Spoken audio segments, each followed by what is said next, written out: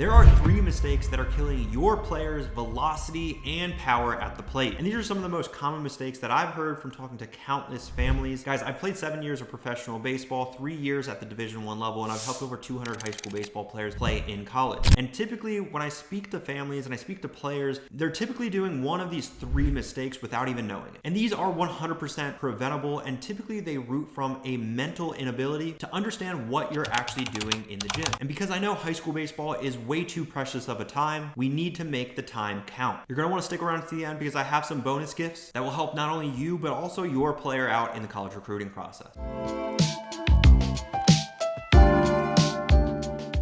So mistake number 1, without a doubt, this is probably the most preventable one, is lifting like a bodybuilder. For whatever reason, we all want to be bodybuilders, and I guess maybe your son might glorify these bodybuilders that he sees on Instagram, TikTok, YouTube, and he wants to get, a 6-pack, he wants to get a big chest, big shoulders, big biceps, right? He wants to look good in the gym. He wants to be able to wear his bro tank and look really cool. But that doesn't always translate to the baseball field. And speaking from experience, in between my first year in professional baseball and my second year of professional baseball, I actually went to a more or less a bodybuilding facility. I don't want to say it was 100% bodybuilding because yes, we were doing some rotational movements, but it was more the style of training. It was the conjugate system, which if you are familiar with, it definitely helps build strength without a doubt. Like I felt very strong with my deadlift. I felt very strong with my bench and my squat. But when spring training rolled around, I didn't feel strong. And I remember seeing some pictures. I had a little bit more of a defined, core, defined chest. I looked a lot more lean. But when I swung and when I rotated and when I threw the ball across the diamond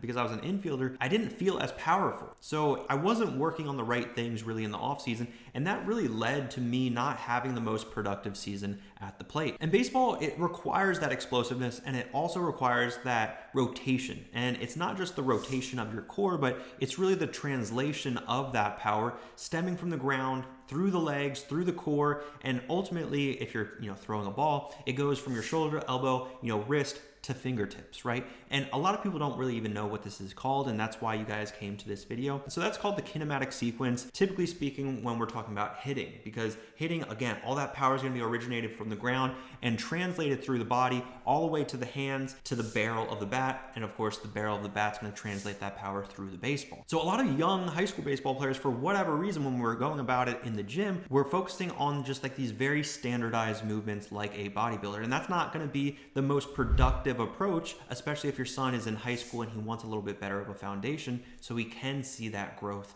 in the future. In the same way that coaches love to say that you don't throw with your arm, you really throw with your legs. Well, same thing applies in the gym. Go to the gym to look like a bodybuilder. You go to the gym to be a lot more sports specific into what we're trying to accomplish in between the lines. All right, let's talk about mistake number 2, completely neglecting mobility and flexibility. So a lot of people don't realize that mobility plays a huge role in obviously how we go about it in the gym. If you're less mobile, you are going to be required to be stronger in that less range of motion, or ROM as an abbreviation. So in that range of motion, we want to make sure that we're able to do as much as possible. Again, if we're thinking about squatting and we can't go all the way down, that's going to be a lack of range of motion. And also from these professional organization standpoint, they might think that that could cause some injury down the road. Speaking from firsthand experience, guys, every single spring training, we would have so many assessments done on us because we now have turned into assets for example, the Cardinals or the Padres, right? Even though we're human beings, they view us as assets with basically an expiration date. And for example, let's say I'm a seasoned vet and I'm 38 years old, I'm almost retired, and let's just say my shoulder mobility starts just really diminish. They can almost predict that there might be a UCL tear or, a lat strain or something like that. And that gives them the incentive, go through arbitration a little bit differently. Basically say that, based off of these metrics, we find that a certain player might get injured. And that's, again, free agency. You don't realize to the extent how much these teams will measure certain individuals. So we need to think about that. And of course, that mobility aspect in spring training, they would go through countless tests, not only on the medical side with blood test, vision test, P-test and all that fun stuff, but also ranges of motion and also power input in those ranges of motion. There were so many sensors, so many cool things that I didn't really comprehend, but they just told us, for example, push as hard as you can across this plate. And basically there was one that you laid down and basically you push this way and you push this way. And that basically gave them a numeric number as far as I believe in newtons, it would be force. I'm a little bit of a geek. I studied aerospace engineering. So it was usually newtons, I believe, that told them how much force we were able to produce in our shoulder. And of course, they keep these graphs, they keep the data set, and that's obviously really important from a medical standpoint to make sure that your shoulder health is up there. Again, really good importance of range of motion, flexibility, and mobility, not just in, our hips, our knees, our ankles, but of course in our arm as well, because that's probably one of the most common injuries in the sport of baseball. So we really have to think about that strength without the mobility is really just like a rubber band tension waiting to snap at some point in time, right? If we don't have that mobility, but we're trying to load up with so much strength, maybe it's, a squat or a deadlift or a bench. Ideally, if our body is not built for the flexibility, again, it's that rubber band hitting that tension mark that ultimately could lead to a snap.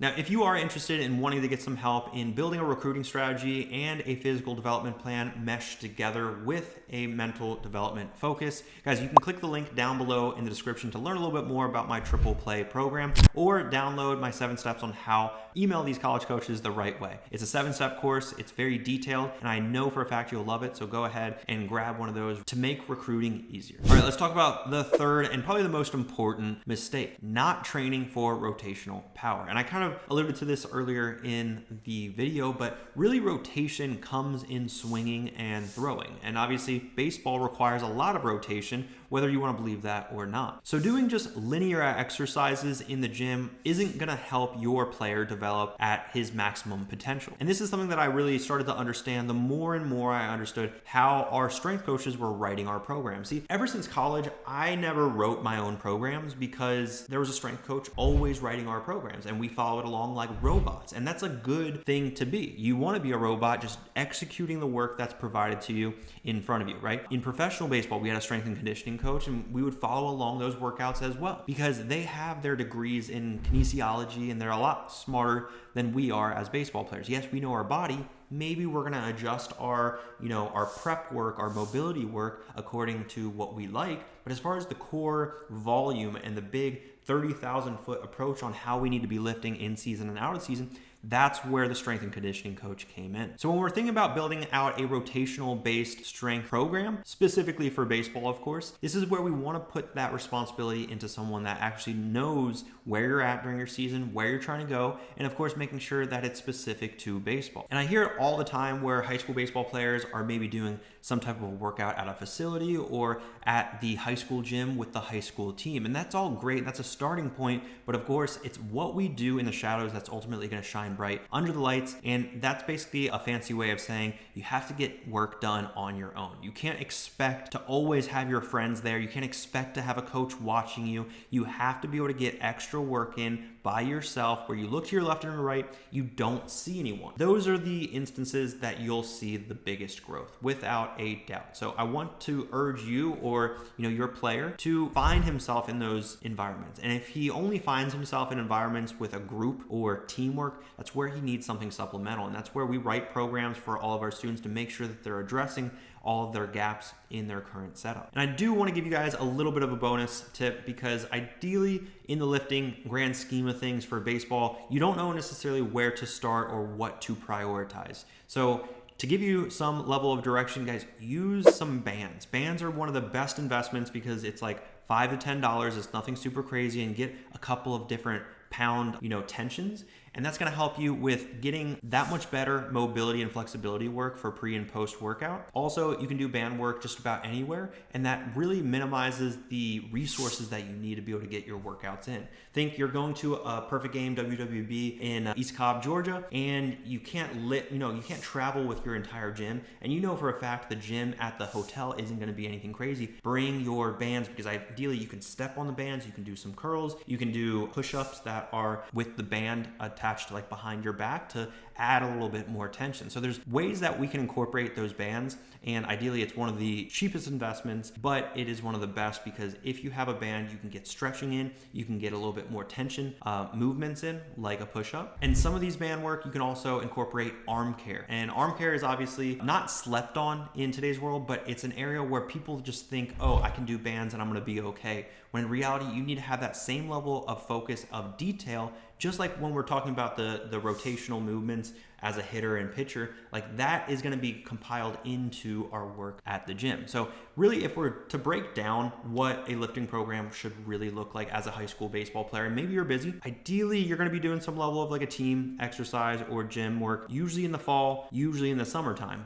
and also in the winter time to prep for the season. But are you doing anything in season? So that's where, again, we want to make sure we're not overextending ourselves and putting too much volume during season, but it's important to understand how we can break down what a typical lift looks like in season and out of season. Because out of season, we really want to make sure that we're doing some level of mobility work to start out. Next up, maybe some type of explosiveness or plyometrics. Next, we need to get into those main heavier lifts, followed by some arm care and followed by some core, and then finally a cool down where we focus on that mobility and flexibility once again. Now, if you're looking for additional help, and yes, there are more resources out there, you can always click the link down below in the description to book a call with either myself or a team member today to go over your son's current situation, where he's currently at, where he wants to go. If there's even that gap that we can help you guys out with, we will let you know, and we'll also guide you through the right program, so that way we're not completely blindfolded guessing on what program is going to be best for you. It takes about 30 to 45 minutes, and if you can't fit that into your schedule, we're probably not a good fit for each other, and maybe you're not prioritizing your son to be able to play at that next level. But if you are taking baseball serious, your son actually wants to play college baseball, go ahead, book that eligibility review today to get started.